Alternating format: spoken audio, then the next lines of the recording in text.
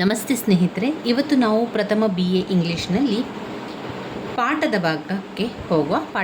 ಪಾಠದ ಭಾಗದಲ್ಲಿ ತುಂಬಾ ಮುಖ್ಯವಾಗಿರುವಂತಹ ಪಾಠದ ಭಾಗದ ಸಮ್ಮರಿಯನ್ನು ತಿಳ್ಕೊಳ್ಳೋಣ. ಈಗಾಗಲೇ ಪದ್ಯದಲ್ಲಿರುವಂತಹ 6 ಪದ್ಯದ ಸಮ್ಮರಿಯನ್ನು ತಿಳ್ಕೊಂಡಿದ್ದೇವೆ. ಒಂದೇ ವಿಡಿಯೋದಲ್ಲಿ 6 ಪದ್ಯದ ಸಾರಾಂಶವನ್ನು ಸರಳವಾಗಿ ಕನ್ನಡದಲ್ಲಿ ತಿಳ್ಕೊಂಡಿದ್ದೇವೆ. ಹಾಗೆ ಇಂಗ್ಲೀಷ್ನಲ್ಲಿರುವ ಸಮ್ಮರಿಯನ್ನು ಕೂಡ ನಿಮಗೆ ನಾನು ಕೊಟ್ಟಿದ್ದೇನೆ. ಇದೆಲ್ಲ ಕೂಡ ಆಯಿತು. ಇದನ್ನು ಚೆನ್ನಾಗಿ ಓದ್ಕೊಳ್ಳಿ. 6 ಪದ್ಯದ ಸಾರಾಂಶವನ್ನು ಸರಿಯಾಗಿ ಕಲಿತ್ಕೊಳ್ಳಿ. ಇನ್ನು ನಾವು ಪಾಠದ ಕಡೆಗೆ ಬರುವ. ಪಾಠದ ಭಾಗದಲ್ಲಿ ನಾನು ಓದಿರುವಂತಹ ಪಾಠಗಳ ಸಮ್ಮರಿಗಳನ್ನು, ನಾನು ಓದಿರುವಂತಹ ಪಾಠಗಳ ಬಗ್ಗೆ ನಿಮಗೆ ನಾನು ಸಾರಾಂಶವನ್ನು ತಿಳಿಸ್ತೇನೆ. ಒಂದು ಆಫ್ ಸ್ಟಡಿ, ಫ್ರಾನ್ಸಿಸ್ ಬೇಕನ್ ಅವರು ಬರೆದಿರುವಂಥ ಆಫ್ ಸ್ಟಡಿ ಪಾಠವನ್ನು ಓದ್ಕೊಳ್ಳಿ, ವೆರಿ ಇಂಪಾರ್ಟೆಂಟ್. ಆಮೇಲೆ ladies head dresses, Joseph Edison ಅವರು ಬರೆದಿರುವಂತಹ ಲೇಡೀಸ್ ಹೆಡ್ ಡ್ರೆಸ್ಸಸ್ ಕೂಡ ಓದ್ಕೊಳ್ಬೇಕು. ಆಮೇಲೆ ನೆಕ್ಲೆಸ್, ಗೆ ಡಿ ಮೆನು ಪಸಂತ್ ಅವರು ಬರೆದಿರುವಂತಹ ನೆಕ್ಲೆಸ್ ಪಾಠವನ್ನು ಕೂಡ ಓದ್ಕೊಳ್ಬೇಕು. ಆಮೇಲೆ ಗಲಿವರ್ ಟ್ರಾವೆಲ್ಸ್, ಜೋನಾಥನ್ ಸ್ವಿಫ್ಟ್ ಅವರು ಬರೆದಿರುವಂತಹ ಒಂದು ಗಲಿವರ್ ಟ್ರಾವೆಲ್. ಇಷ್ಟು 4 ಪಾಠಗಳ ಸಾರಾಂಶವನ್ನು ಕಲಿತ್ಕೊಳ್ಳಿ. ಹಾಗೆ ಅದರಲ್ಲಿರುವಂಥ ಸಮ್ಮರಿ, ಕೆಲವೊಂದು ಪಾಠದ ಟೆಕ್ಸ್ಟ್ ಬುಕ್ಕಲ್ಲಿ ಇರುವಂಥ ಸಮ್ಮರಿಯನ್ನು ಕೂಡ ನಾನು ನಿಮಗೆ ತೋರಿಸ್ತೇನೆ. ಯಾರಿಗೆಲ್ಲ ಟೆಕ್ಸ್ಟ್ ಬುಕ್ ಇಲ್ವೋ ನೀವೇನು ಮಾಡ್ಕೊಳ್ಳಿ, ಅದನ್ನು ಬರ್ಕೊಳ್ಳಿ, ಇಲ್ಲಾಂದರೆ ಸ್ಕ್ರೀನ್ಶಾಟ್ ಆದರೂ ತಗೊಂಡು ಇಟ್ಕೊಳ್ಳಿ. ಯಾಕಂದರೆ ಅದರಲ್ಲಿ ಅವರೇ ಕೊಟ್ಟಿದ್ದಾರೆ. ಇಲ್ಲಿ ಪಾಠವನ್ನು ಕೊಡಬೇಕಾದ್ರೆ ಅದರ ಜೊತೆಗೆ ಅದರ ಸಮ್ಮರಿಯನ್ನು ಕೂಡ ಕೊಟ್ಟಿದ್ದಾರೆ. ನಾವು ಬೇರೆ ಹುಡುಕೋದಕ್ಕಿಂತ ಅದರಲ್ಲೇ ತುಂಬಾ ಸುಲಭವಾಗಿ ಅರ್ಥವಾಗುವ ರೀತಿಯಲ್ಲಿ ಸಮ್ಮರಿ ಕೊಟ್ಟಿದ್ದಾರೆ. ಅದನ್ನು ಓದ್ಕೊಳ್ಳುವ. ಮೊದಲಿಗೆ ಆಫ್ ಸ್ಟಡೀಸ್ ಫ್ರಾನ್ಸಿಸ್ ಬೇಕನ್ ಅವರ ಒಂದು ಪಾಠ. 59ರ ಪುಟ ಸಂಖ್ಯೆಗೆ ಬನ್ನಿ. ನಾವು ಈ ಒಂದು ವಿಡಿಯೋದಲ್ಲಿ ನಮಗೆ ಎಷ್ಟು ಸಾಧ್ಯವೋ ಅಷ್ಟು ಪಾಠವನ್ನು ಇವತ್ತು ಮಾಡಿ ಮುಗಿಸಬೇಕು. ನಂತರದ ದಿನಗಳಲ್ಲಿ ನಾವು ನಾಟಕ ಭಾಗಕ್ಕೆ ಹೋಗಬೇಕು. RK ನಾರಾಯಣ ಅವರು ಬರೆದಿರುವಂಥ ದ ಗೈಡ್ ಎನ್ನುವಂಥ ನಾಟಕ ವೆರಿ ವೆರಿ ಇಂಪಾರ್ಟೆಂಟ್ ಆಗಿರುವಂಥ ಒಂದು ನಾಟಕ. ಈ ನಾಟಕ ಭಾಗದಿಂದ ಪ್ರಶ್ನೆಗಳು 100% ಬಂದೇ ಬರ್ತದೆ. ಅದರಿಂದ ಅದನ್ನು ಓದ್ಕೊಳ್ಬೇಕು. ಅದನ್ನು ಮುಂದಿನ ವಿಡಿಯೋದಲ್ಲಿ ತಿಳ್ಕೊಳ್ಳುವ. ಇವತ್ತಿನ ವಿಡಿಯೋದಲ್ಲಿ ಆದಷ್ಟು ಪಾಠಗಳ ಕಡೆಗೆ ಗಮನವನ್ನು ಕೊಡಬೇಕು. ಪಾಠಗಳನ್ನು ಎಷ್ಟಾಗ್ತದೋ ಅಷ್ಟನ್ನು ನೋಡ್ಕೊಳ್ತಾ ಹೋಗುವ. ಆಫ್ ಸ್ಟಡೀಸ್, ಮೊದಲನೇದಾಗಿ ಆಫ್ ಸ್ಟಡೀಸ್ ಫ್ರಾನ್ಸಿಸ್ ಬೇಕನ್, ಪುಟ ಸಂಖ್ಯೆ 59. ಯಾರಲ್ಲೆಲ್ಲ ಟೆಕ್ಸ್ಟ್ ಬುಕ್ ಇದೆಯೋ ನೀವು ನೋಡ್ಕೊಳ್ಳಿ. ಟೆಕ್ಸ್ಟ್ ಬುಕ್ ಇದ್ದವರು ಇದರಲ್ಲಿ ಸಮ್ಮರಿಯನ್ನು ಓದ್ಕೊಂಡಿರುವಂಥದ್ದು. ನೀವು ಕೂಡ ಅದೇ ರೀತಿಯಾಗಿ ಇದರಲ್ಲಿ ಸಮ್ಮರಿಯನ್ನು ಓದ್ಕೊಳ್ಳಿ. ನಂತರ ನಿಮಗೆ ಬರ್ಕೊಳ್ಬೇಕು ಅಂತಂದರೆ ನಿಮ್ಮ ಟೆಕ್ಸ್ಟ್ ಬುಕ್ಕಲ್ಲಿ ಕೂಡ ನೋಡ್ಕೊಂಡು ಗುರುತನ್ನು ಹಾಕ್ಕೊಳ್ಬೋದು. ಯಾರಿಗೆಲ್ಲ ಟೆಕ್ಸ್ಟ್ ಬುಕ್ ಇಲ್ವೋ ನೀವೇನು ಮಾಡಿ, ನಿಮ್ಮ ಪಾಯಿಂಟ್ಸ್ ಬುಕ್ಕಲ್ಲಿ ಬರ್ಕೊಳ್ಳಿ. ನೋಡಿ, ಪುಟ ಸಂಖ್ಯೆ 64ರಲ್ಲಿ ಅದರ ಅನಾಲಿಸಿಸ್ ಇದೆ, ಅದರ ಸಮ್ಮರಿ ಇರುವಂಥದ್ದು ಸಂಪೂರ್ಣವಾಗಿ ಅಲ್ಲಿ ಇದೆ. ಅದನ್ನು ನಾವು ಬರ್ಕೊಂಡ್ರೆ ಸಾಕು. ಇಲ್ಲಿ ನಾನು ಹೇಳ್ತೇನೆ, ತುಂಬ ಎಲ್ಲ ಇರುವಂಥದ್ದನ್ನೆಲ್ಲ ಬರಿಬೇಕು ಅಂತ ಇಲ್ಲ. ಅದರಲ್ಲಿ ಇರುವಂಥ ಪಾಯಿಂಟ್ಸ್, ಅವರು ಒಂದು 6 ಪಾಯಿಂಟ್ಸ್, ನಮಗೊಂದು 5-6 ಪಾಯಿಂಟ್ಸ್ಗಳು ಇಲ್ಲಿ ಸಿಗ್ತದೆ. ಆ ಪಾಯಿಂಟ್ಸನ್ನು ಬರೆದು ಆ ಪಾಯಿಂಟ್ಸನ್ನು ವಿವರಿಸ್ತಾ ಹೋಗಿ. ಅಷ್ಟು ಬರೆದ್ರೆ ಸಾಕು. ಇದರಲ್ಲಿ ನೀವು ಪ್ರಶ್ನೆ ಪತ್ರಿಕೆಯಲ್ಲಿ ಪ್ರಶ್ನೆಗಳು ಬಂದಾಗ ಮೊದಲ ಆದ್ಯತೆ ಪದ್ಯವನ್ನೇ ಕೊಡಬೇಕು. ಯಾಕಂದರೆ ನಾವು ಎಲ್ಲ ಪದ್ಯದ ಸಾರಾಂಶವನ್ನು ಕಲ್ತಿದ್ದೇವೆ. ಎಲ್ಲ ಪದ್ಯದ ಸಾರಾಂಶವನ್ನು ಕಲಿಬೇಕು. 6 ಪದ್ಯದ ಸಾರಾಂಶವನ್ನು ಕಲಿತ ನಂತರ 6 ಪದ್ಯದಿಂದ ಏನೆಲ್ಲ ಪ್ರಶ್ನೆ ಬಂದಿರ್ತದೆ, ಟಿಪ್ಪಣಿ ಬಂದಿರ್ತದೆ, ಅದನ್ನೇ ಆಯ್ಕೆ ಮಾಡಿಕೊಳ್ಬೇಕು. ಮೊದಲ ಆಪ್ಷನ್ ನಿಮಗೆ ಪದ್ಯನೇ ಇರ್ತದೆ. ನಂತರ ಒಂದು ವೇಳೆ ನಿಮಗೆ ಅವರು ಆ ಪ್ರಶ್ನೆಯನ್ನು ಕೊಡಲಿಲ್ಲ, ಪಾಠದ ಭಾಗದಿಂದ ಕೊಟ್ಟರು ಅಂತಾದರೆ ಮಾತ್ರ ನೀವು ಪಾಠವನ್ನು ಆಯ್ಕೆ ಮಾಡಿಕೊಂಡು ಬರಿಬೇಕಾಗಿರುವಂಥದ್ದು. ಆದ್ದರಿಂದ ಪದ್ಯದ ಸಾರಾಂಶವನ್ನು ಸಂಪೂರ್ಣವಾಗಿ ಕಲಿಬೇಕು. ನೀವು ಅಲ್ಲಿ ಸ್ಕಿಪ್ ಮಾಡುವಂಥದ್ದು, ಸ್ವಲ್ಪ ಕಲಿಯುವಂಥದ್ದೆಲ್ಲ ಮಾಡಬಾರ್ದು. 6 ಪದ್ಯದ ಸಾರಾಂಶವನ್ನು ಸರಿಯಾಗಿ ಕಲಿತುಕೊಳ್ಬೇಕು. ಈ ರೀತಿಯಾಗಿ ಮಾಡಿಕೊಂಡ್ರೆ ನಿಮಗೆ ಒಳ್ಳೆಯ ಅಂಕಗಳ ಜೊತೆಗೆ ಇಂಗ್ಲೀಷ್ನಲ್ಲಿ ಪಾಸ್ ಆಗ್ತೀರಾ ನೀವು. ಅದರಿಂದ ಬೇರೆ ಎಲ್ಲ ಚಿಂತೆ ಮಾಡಬೇಡಿ. ಮೊದಲಿಗೆ 6 ಪದ್ಯದ ಸಾರಾಂಶವನ್ನು ಸರಿಯಾಗಿ ಕಲಿತ್ಕೊಳ್ಳಿ. ನಂತರ ಪಾಠದ ಕಡೆಗೆ ಬಂದಾಗ ಆಫ್ ಸ್ಟಡೀಸನ್ನು ಯಾವ ರೀತಿ ಬರೀಬೇಕು. ಇಲ್ಲಿ ಫ್ರಾನ್ಸಿಸ್ ಬೇಕನ್ ಅವರು ಯಾವುದರ ಬಗ್ಗೆ ನಮಗೆ ತಿಳಿಸ್ತಾ ಇದ್ದಾರೆ ಅಂತ ಹೇಳಿದರೆ, ಒಂದು ಕಲಿಕೆಯ ಬಗ್ಗೆ ತಿಳಿಸ್ತಾ ಇದ್ದಾರೆ. ಕಲಿಕೆ ಎನ್ನುವಂಥದ್ದು ಯಾವ ರೀತಿ ಇರ್ತದೆ, ಒಂದು ಕಲಿಕೆಯ ಬಗ್ಗೆ ಏನು ಹೇಳ್ಬೋದು ಎನ್ನುವಂಥದ್ದನ್ನೆಲ್ಲ ಅವರು ನಮಗೆ ಇಲ್ಲಿ ವಿವರಿಸ್ತಾ ಇರುವಂಥದ್ದು. ಒಬ್ಬೊಬ್ಬರ ದೃಷ್ಟಿಯಲ್ಲಿ ಕಲಿಕೆ ಎನ್ನುವಂಥದ್ದು ಒಂದೊಂದು ರೀತಿ ಇರ್ತದೆ. ಈಗ ಉದಾಹರಣೆಗೆ ನಾವು ನೋಡಿದರೆ, ನಮ್ಮ ಕುಟುಂಬದಲ್ಲಿ ಎಲ್ಲರ ಜೊತೆಗೆ ನೀವು ಕೇಳ್ಬೋದು, ಕಲಿಕೆ ಅಂದರೆ ಏನು, ಶಿಕ್ಷಣ ಅಂದರೆ ಏನು ಅಂತ ನಾವು ಕೇಳಿದರೆ ಪ್ರತಿಯೊಬ್ಬರು ಕೂಡ ಒಂದೊಂದು ಉತ್ತರವನ್ನು ಕೊಡ್ತಾರೆ. ಈಗ ನಾವು ಯಾರಾದರೂ ಒಬ್ಬರು ಹಿರಿಯರಲ್ಲಿ ಕೇಳ್ತೇವೆ ಶಿಕ್ಷಣ ಅಂದರೆ ಏನು ಅಂತ. ಅದಕ್ಕೆ ಅವ್ರು ಹೇಳ್ತಾರೆ ಶಿಕ್ಷಣ ಅಂದರೆ ಸಂಸ್ಕೃತಿ ಅಂತ ಹೇಳ್ತಾರೆ. ಇನ್ನು ಯಂಗ್ ಜನ್ರೇಷನಲ್ಲಿ ಅವ್ರ ಹತ್ರ ಕೇಳಿದರೆ ಶಿಕ್ಷಣ ಅಂದರೆ ಏನು, ಶಿಕ್ಷಣ ಅಂದರೆ ಒಂದು ಹಾಬೀಸ್ ಇರ್ಬೋದು, ಶಿಕ್ಷಣ ಅಂದರೆ ಒಂದು ಹ್ಯಾಪಿನೆಸ್ ಅಂತ ಹೇಳ್ತಾರೆ. ಇನ್ನು ಕೆಲವರು ಏನು ಹೇಳ್ತಾರೆ, ಶಿಕ್ಷಣ ಅಂದರೆ ಬೇರೆ ಬೇರೆ ರೀತಿಯಲ್ಲಿ ಅವರವರ ಒಂದು ಯೋಚನೆಗೆ ತಕ್ಕಂತೆ ಅವರು ಉತ್ತರವನ್ನು ಕೊಡ್ತಾರೆ. ಇಲ್ಲಿ ಫ್ರಾನ್ಸಿಸ್ ಬೇಕನ್ ಅವರು ಕೂಡ ಹೇಳುವಂಥದ್ದಷ್ಟೇ, ಪ್ರತಿಯೊಬ್ಬರೂ ಕೂಡ ಒಂದು ಶಿಕ್ಷಣದ ಬಗ್ಗೆ ಸ್ಟಡೀಸ್ನ ಬಗ್ಗೆ ಹೇಳೋದಾದರೆ ಪ್ರತಿಯೊಬ್ಬರು ಕೂಡ ಏನು ಮಾಡ್ತಾರೆ, ಅವರದೇ ಒಂದು ದೃಷ್ಟಿಕೋನ ಇರ್ತದೆ, ಅವರದೇ ಒಂದು ಯೋಚನೆಗಳಿರ್ತದೆ. ಆ ಒಂದು ಯೋಚನೆಯಲ್ಲಿ ಅವರು ಏನು ಹೇಳ್ತಾರೆ ಅದಕ್ಕೆ ಉತ್ತರವನ್ನು ಕೊಡ್ತಾ ಹೋಗುವಂಥದ್ದು.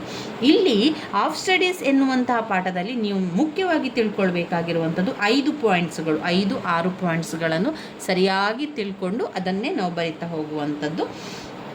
ಇಲ್ಲಿ ಅವ್ರು ಕೊಟ್ಟಿದ್ದಾರೆ ನೋಡಿ, ಇಷ್ಟು ಪಾಯಿಂಟ್ಸ್ಗಳು ನಮಗೆ ಗೊತ್ತಿರಬೇಕು. ಏನು ಗೊತ್ತಿರಬೇಕು? ಮೊದಲನೇದಾಗಿ ಪಾಯಿಂಟ್ ನಂಬರ್ 1, ಸಂತೋಷಕ್ಕಾಗಿ. ಯಾವುದಕ್ಕೋಸ್ಕರ? ಸಂತೋಷಕ್ಕಾಗಿ ಯಾಕೆ? ಹ್ಯಾಪಿನೆಸ್ಗೋಸ್ಕರ. ಇಲ್ಲಿಂದ the first uses of studies delight ಅಂದರೆ ಸಂತೋಷ ಅಂತ ಇಲ್ಲಿ ಕೊಡ್ತಾರೆ. ನಾವು ಪಾಯಿಂಟ್ಸ್ ಆಗಿ ಡಿಲೈಟ್ ಅಂತ ಬರ್ಕೊಳ್ಳಿ. ಮೊದಲ ಪಾಯಿಂಟ್ಸಲ್ಲಿ ನೀವೇನು ಬರಬೇಕು, ಇಂಗ್ಲೀಷ್ ಪಾಯಿಂಟ್ಸನ್ನು ನೀವು ನೋಡಿದರೆ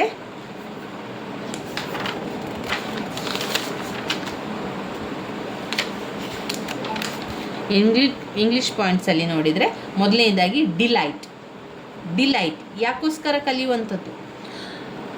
ಯಾಕೆ? ಶಿಕ್ಷಣ ಅಂದರೆ ಏನು ಅಂತ ಕೇಳ್ತಾರೆ. ಶಿಕ್ಷಣ ಅಂದರೆ ಏನು? ಶಿಕ್ಷಣವನ್ನು ಕಲಿಯುವಂಥದ್ದು ಸಂತೋಷಕ್ಕಾಗಿ ಅಂತ ಒಬ್ಬರು ಉತ್ತರ ಕೊಡ್ತಾರೆ. ಯಾಕೆ?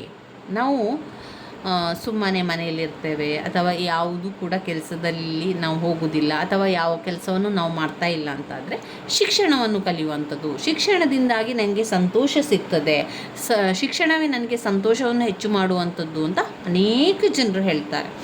ಈ ಕಾರಣದಿಂದಾಗಿ ತುಂಬ ಜನ ಏನು ಮಾಡ್ತಾರೆ, ಉದ್ಯೋಗಕ್ಕಾಗಿ ಅವರು ಕಲಿಯುವಂಥದ್ದಲ್ಲ, ಅವರು ಬೇರೆ ಯಾವುದೂ ಕಾರಣಕ್ಕಾಗಿ ಕಲಿಯುವಂಥದ್ದಲ್ಲ, ಅಥವಾ ಅವರು ತಾವು ಕಲಿಬೇಕು ಎನ್ನುವ ಕಾರಣಕ್ಕೆ ಕಲಿಯುವಂಥದ್ದಲ್ಲ. ಅವರು ಕಲಿಯುವಂಥದ್ದು ಅವರ ಸಂತೋಷಕ್ಕಾಗಿ, ಅವರನ್ನು ಖುಷಿಪಡಿಸುವುದಕ್ಕೋಸ್ಕರ. ಇನ್ನೊಂದು ಕಾರಣ ಇರ್ಬೋದು, ಸಂತೋಷ, ಮನೆಯವರನ್ನು ಸಂತೋಷಪಡಿಸುವುದಕ್ಕಾಗಿ ಕೂಡ ಶಿಕ್ಷಣವನ್ನು ಪಡೆದುಕೊಳ್ಳುವಂಥದ್ದು. ನಾನು ಶಿಕ್ಷಣ ಪಡೆಯೋದ್ರಿಂದ ನನ್ನ ಮನೆಯವರಿಗೆಲ್ಲ ತುಂಬಾ ಖುಷಿಯಾಗ್ತದೆ, ನನ್ನ ಮನೆಯವರೆಲ್ಲ ತುಂಬ ಸಂತೋಷವಾಗಿರ್ತಾರೆ, ಯಾವಾಗ ನಾನು ಕಲಿತೇನೆ ಅಂತ ಹೇಳ್ತೇನೆ ಅವರಿಗೆ ತುಂಬ ಖುಷಿಯಾಗ್ತದೆ, ಅವರು ನನಗೆ ಕಲಿಯುವಿಕೆಗೆ ಸಹಾಯ ಮಾಡ್ತಾರೆ, ಕಲಿ ಅಂತ ನನಗೆ ಪ್ರೋತ್ಸಾಹವನ್ನು ಮಾಡ್ತಾರೆ. ಸಂತೋಷಕ್ಕಾಗಿ ಕೆಲವರು ಮಾಡ್ತಾರೆ, ಸಂತೋಷಕ್ಕಾಗಿ ಕಲಿಯುವಂಥದ್ದು. ಅವರ ಸಂತೋಷಕ್ಕಾಗಿ, ಸೆಲ್ಫ್ ಡಿಲೈಟಿಗೋಸ್ಕರ, ತನ್ನ ಸ್ವಂತಕ್ಕೋಸ್ಕರ ಕಲಿಯುವಂಥದ್ದು. ಮತ್ತು ಎರಡನೇ ಕೆಟಗರಿಯವರು ಇರ್ತಾರೆ, ಅವರು ಯಾವ ರೀತಿ ಅಂದರೆ ತಮ್ಮ ಸುತ್ತಮುತ್ತಲಿನವರ ಸಂತೋಷಕ್ಕಾಗಿ ಶಿಕ್ಷಣವನ್ನು ಪಡೆಯುವಂಥದ್ದು ಅಥವಾ ತಮ್ಮ ಮನೆಯವರ ಸಂತೋಷಕ್ಕಾಗಿ ಶಿಕ್ಷಣವನ್ನು ಪಡೆಯುವಂಥದ್ದು. ಒಂದು ಪಾಯಿಂಟ್ ಸಂತೋಷಕ್ಕಾಗಿ, ಡಿಲೈಟ್ ಅಂತ ಹಾಕ್ಕೊಳ್ಳಿ. ಇನ್ನು ಎರಡನೇ ವಿಚಾರಕ್ಕೆ ಬಂದಾಗ ಫ್ರಾನ್ಸಿಸ್ ಬೇಕನ್ ಅವರು ಏನು ಹೇಳ್ತಾ ಇದ್ದಾರೆ, the second uses of study. ಇದೆಲ್ಲ ಕೂಡ ಸ್ಟಡಿಯ ಯೂಸಸ್ನ ಬಗ್ಗೆ ಹೇಳುವಂಥದ್ದು. ಸ್ಟಡಿ ಅಂತ ಬಂದಾಗ ನೀವು ಅದಕ್ಕೆ ಒಂದು ಸ್ವಲ್ಪ ಪೀಠಿಕೆಯನ್ನು ಬರ್ಕೊಳ್ಳಿ, ಅಥವಾ ಅದಕ್ಕೆ ವಿಚಾರಕ್ಕೆ ಸಂಬಂಧಪಟ್ಟಂತೆ ಯಾವುದಾದ್ರೂ ನೆಟ್ಟಲ್ಲಿ ನೋಡಿಕೊಂಡು ಸ್ಟಡೀಸ್ನ ಬಗ್ಗೆ, ಆಫ್ ಸ್ಟಡೀಸ್ನ ಏನಾದರೂ ಸ್ವಲ್ಪ ಅದರ ಪರಿಚಯವನ್ನು ಮಾಡ್ಕೊಳ್ಳಿ. ನಂತರ ಫ್ರಾನ್ಸಿಸ್ ಬೇಕನ್ ಅವರು ಬರೆದಿರುವಂಥ ಈ ಒಂದು ಪಾಠ ಆಫ್ ಸ್ಟಡಿಯಲ್ಲಿ ಕೆಲವೊಂದು ಯೂಸಸ್ಸನ್ನು ನಾವು ನೋಡ್ಬೋದು. ಮೊದಲ ಯೂಸಸ್ಸಲ್ಲಿ ಸಂತೋಷಕ್ಕಾಗಿ, ಅದು ಡಿಲೈಟ್. ಮೊದಲ ಯೂಸಸ್ ಡಿಲೈಟಿಗೋಸ್ಕರ. ನೀವು ಇಲ್ಲಿ ನೋಡ್ಬೋದು ನೋಡಿ, ಇದು ಮೊದಲ ಪಾಯಿಂಟ್. ಎರಡನೇದು ಶೃಂಗಾರಕ್ಕಾಗಿ, ಅಂದರೆ ಆರ್ನಮೆಂಟಿಗೋಸ್ಕರ ಕಲಿಯುವಂಥದ್ದು. ಆಮೇಲೆ ಸಾಮರ್ಥ್ಯಕ್ಕಾಗಿ ಅಂದರೆ ಎಬಿಲಿಟಿ. ಇಲ್ಲಿದೆ ನೋಡಿ ಡಿಲೈಟ್, ಆಮೇಲೆ ಇಲ್ಲಿದೆ ಎರಡನೇದು ಆರ್ನಮೆಂಟ್, ಆಮೇಲೆ ಎಬಿಲಿಟಿ ಸಾಮರ್ಥ್ಯ, ಆಮೇಲೆ ಜಡ್ಜ್ಮೆಂಟಿಗೋಸ್ಕರ information, sentence, studies, delight, ornament and ability. ಆಮೇಲೆ ತೀರ್ಪಿಗೋಸ್ಕರ, ಇನ್ನು ಪ್ರಯೋಗದ ಅಗತ್ಯಕ್ಕೋಸ್ಕರ, ಅದು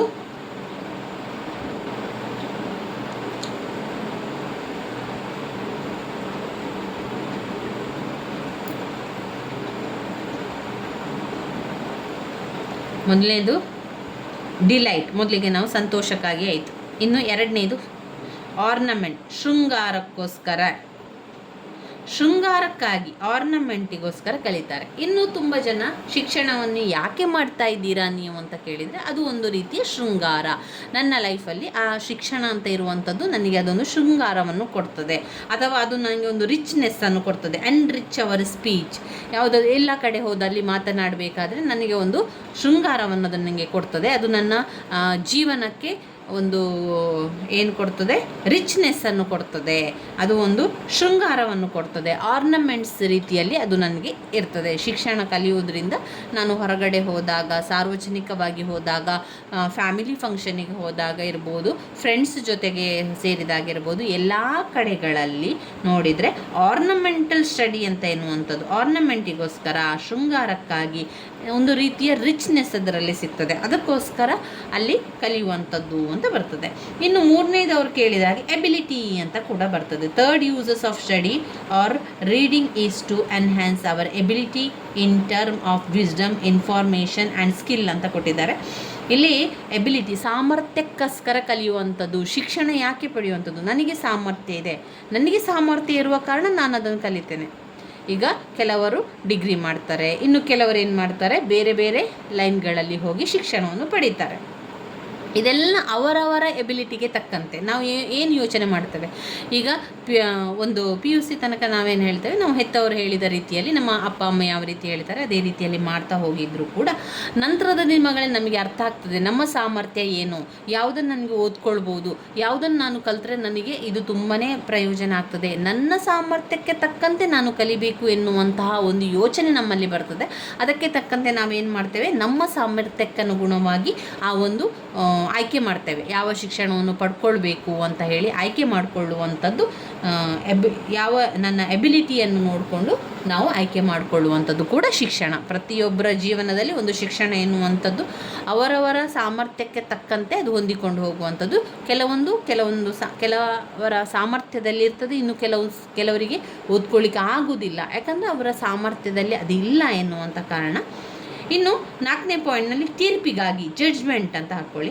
ಜಡ್ಜ್ಮೆಂಟಿಗೋಸ್ಕರ ಕಲಿಯುವಂಥದ್ದು. ಯಾಕೆ ನಾವು ಕಲಿಯುವಂಥದ್ದು? ಜಡ್ಜ್ಮೆಂಟ್ ಕೊಡಲಿಕ್ಕೆ, ಡಿಸಿಷನ್ ಕೊಡಲಿಕ್ಕೆ. ನಾವು ಒಂದು ಡಿಸಿಷನ್ ಕೊಡಬೇಕು ಅಂದರೆ, ಉದಾಹರಣೆಗೆ ಯಾರೇ ಒಬ್ಬರು ಒಂದು 4 ಜನ ಯಾವುದೋ ಒಂದು ಕಾರಣವನ್ನು, ಯಾವುದೋ ಒಂದು ವಿಷಯವನ್ನು ಇತ್ಯರ್ಥ ಮಾಡ್ಕೊಳ್ಳಿಕ್ಕೆ ಕರೀತಾರೆ. ಏನೋ ಒಂದು ತಪ್ಪಾಗಿದೆ ಅಥವಾ ಏನೋ ಒಂದು ನಷ್ಟ ಉಂಟಾಗಿದೆ, ಅದರ ಬಗ್ಗೆ ಮಾತುಕತೆ ಮಾಡುವಂಥದ್ದು, ಅದರ ನಷ್ಟವನ್ನು ತುಂಬಿಸಿಕೊಡುವುದರ ಬಗ್ಗೆ ಮಾತನಾಡುವಂಥದ್ದು ಅಂತ ಬಂದಾಗ ಅಲ್ಲಿ ನಾವು ತೀರ್ಪನ್ನು ಕೊಡಲಿಕ್ಕೆ ನಮಗೆ ಗೊತ್ತಿರಬೇಕು. ಯಾವಾಗ ನಾನು ಶಿಕ್ಷಣವನ್ನು ಪಡ್ಕೊಳ್ತೇನೆ ಆವಾಗ ನಾನು ತೀರ್ಪನ್ನು ಕೊಡ್ಬೋದು ಅಲ್ವಾ. ಯಾವುದೇ ಒಂದು ನ್ಯಾಯದ ಬಗ್ಗೆ ನಾನು ಮಾತನಾಡಬೇಕು ಅಂತ ಹೇಳಿದರೆ ಆ ನ್ಯಾಯದ ಬಗ್ಗೆ ನಾನು ಕಲ್ತಿರಬೇಕು. ನಾನು ಆ ನ್ಯಾಯದ ಬಗ್ಗೆ ಕಲ್ತರೆ ಮಾತ್ರ ನನಗೆ ತೀರ್ಪು ಕೊಡಲಿಕ್ಕೆ ಸಾಧ್ಯ. ಆದ್ದರಿಂದ ಆಫ್ ಸ್ಟಡಿ ಎನ್ನುವಂಥದ್ದು ತೀರ್ಪಿಗಾಗಿ ನಾವು ಕಲಿಯುವಂಥದ್ದು ಇದೆಯಲ್ಲ, ನಾವು ಶಿಕ್ಷಣವನ್ನು ಪಡೆಯುವಂಥದ್ದು ಒಂದು ತೀರ್ಪಿಗಾಗಿ, ಅಥವಾ ಬೇರೊಬ್ಬರು ನಮಗೆ ಅದರ ಬಗ್ಗೆ ಮಾಹಿತಿಯನ್ನು ಕೇಳಿದಾಗ ಅದಕ್ಕೆ ಸರಿಯಾದ ತೀರ್ಪು ನಾವು ಕೊಡಬೇಕು ಅಂತ ಹೇಳಿದರೆ ನಾವು ಅದನ್ನು ಕಲಿತುಕೊಳ್ಬೇಕು ತೀರ್ಪಿಗಾಗಿ. ಇನ್ನು 5ನೇದು ಪ್ರಯೋಗದ ಅಗತ್ಯ.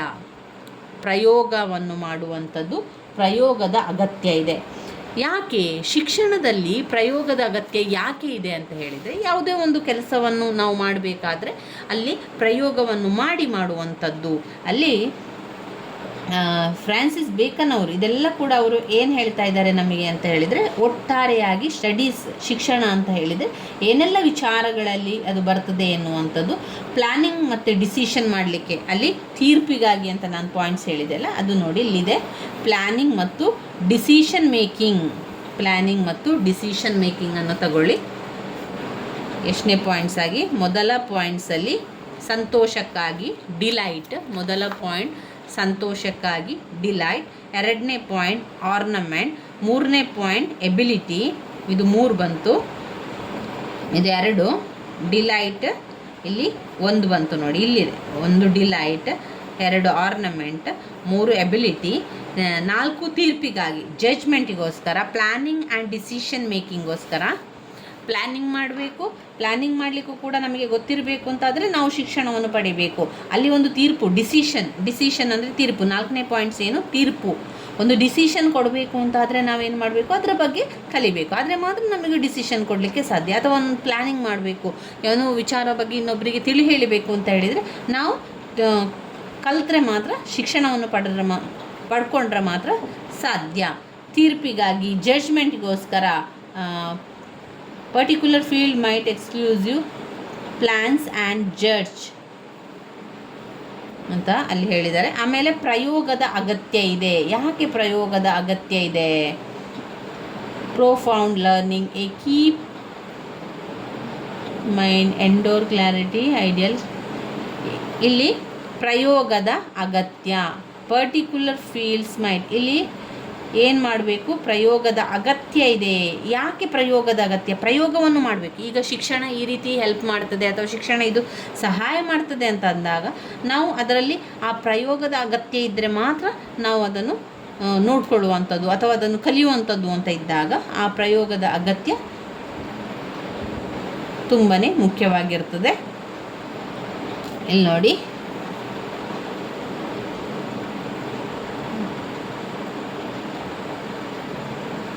ಪ್ರಯೋಗ ಮಾಡುವಂಥದ್ದು ಪ್ರಾಕ್ಟಿಕಲ್ ನಾವು ಮಾಡಿಕೊಳ್ಬೇಕು. ಪ್ರಾಕ್ಟಿಕಲ್ ಮಾಡಿದರೆ ಮಾತ್ರ, ಪ್ರಯೋಗವನ್ನು ಮಾಡ್ತಾ ಇದ್ದರೆ ಮಾತ್ರ ಅದು ನಮಗೆ ಸಹಾಯ ಆಗ್ತದೆ.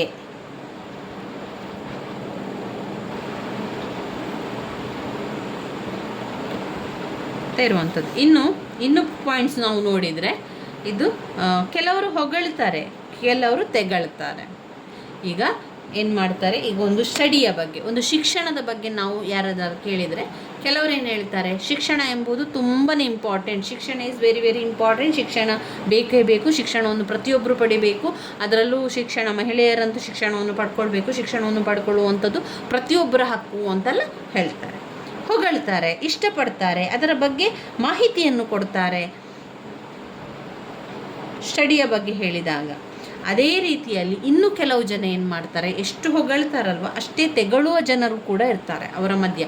ಹೊಗಳುವವರ ಮಧ್ಯೆ ತೆಗಳುವ ಜನಗಳು ಕೂಡ ಇರುವುದರಿಂದ ಇನ್ನು ಕೆಲವರು ತೆಗಳ್ತಾರೆ. ಸ್ಟಡೀಸ್ ಅಂದರೆ ಏನೂ ಇಲ್ಲ, ಅಥವಾ ಒಂದು ಶಿಕ್ಷಣ ಎನ್ನುವಂಥದ್ದು ಏನೂ ನಮಗೆ ಕೊಡ್ತಾ ಇಲ್ಲ, ಶಿಕ್ಷಣದಿಂದ ಏನೂ ಪಡೀಲಿಕ್ಕೆ ಸಾಧ್ಯ ಇಲ್ಲ, ಶಿಕ್ಷಣ ಅಂಕಗಳು ಮಾತ್ರ ಇರುವಂಥದ್ದು, ಅದರ ಬದಲಾಗಿ ನಮಗೆ ಉದ್ಯೋಗ ಸಿಗ್ತಾ ಇಲ್ಲ, ಯಾವ ಶಿಕ್ಷಣವನ್ನು ಪಡೆದರೂ ಕೂಡ ಉದ್ಯೋಗವನ್ನು ಕೊಡ್ತಾ ಇಲ್ಲ, ಮಾಡ್ತಾ ಇಲ್ಲ ಎನ್ನುವ ಕಾರಣಗಳೆಲ್ಲ ಬರುವಂಥದ್ದನ್ನು ಕಾಣ್ಬೋದು. ಈ ರೀತಿ ಕೆಲವರು ಹೊಗಳ್ತಾರೆ, ಇನ್ನು ಕೆಲವರು ತೆಗಳ್ತಾರೆ.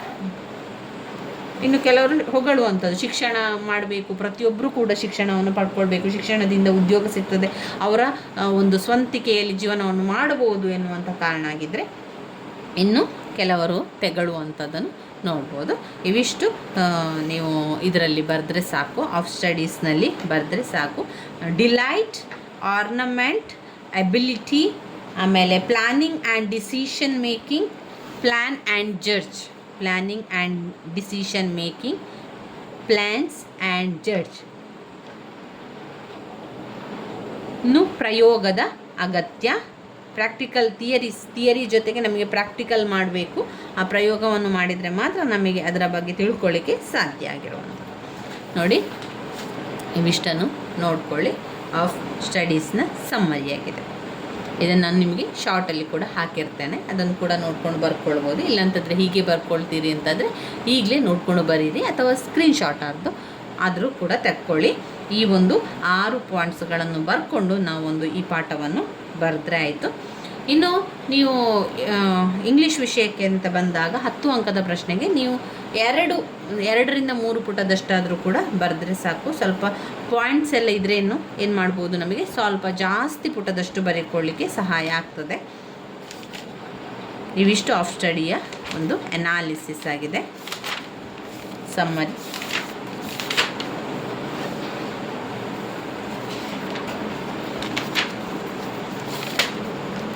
ಇನ್ನು ಬರುವಂಥದ್ದು ಲೇಡೀಸ್ ಹೆಡ್ ಡ್ರೆಸ್ಸಸ್, ಅದು ಸ್ವಲ್ಪ ಜಾಸ್ತಿ ಇದೆ ಆ ಪಾಠದಲ್ಲಿ, ಅದನ್ನು ನಾವು ಮುಂದಿನ ವಿಡಿಯೋದಲ್ಲಿ ತಿಳ್ಕೊಳ್ಳೋ ಸ್ನೇಹಿತರೆ. ಆಮೇಲೆ ನೆಕ್ಲೆಸ್ ಪಾಠ ಇದೆ, ಗಲಿವರ್ ಟ್ರಾವೆಲ್ಸ್ ಇದೆ, ಇದನ್ನೆಲ್ಲ ಮುಂದಿನ ವಿಡಿಯೋದಲ್ಲಿ ತಿಳ್ಕೊಳ್ಳೋ. ನನ್ನ ವೀಡಿಯೋಸ್ ಎಲ್ಲ ನಿಮಗೆ ಇಷ್ಟ ಆಗ್ತಾ ಇದ್ದರೆ ಲೈಕ್ ಕೊಡಿ, ಶೇರ್ ಮಾಡಿ, ಸಬ್ಸ್ಕ್ರೈಬ್ ಮಾಡಲಿಕ್ಕೆ ಮರಿಬೇಡಿ.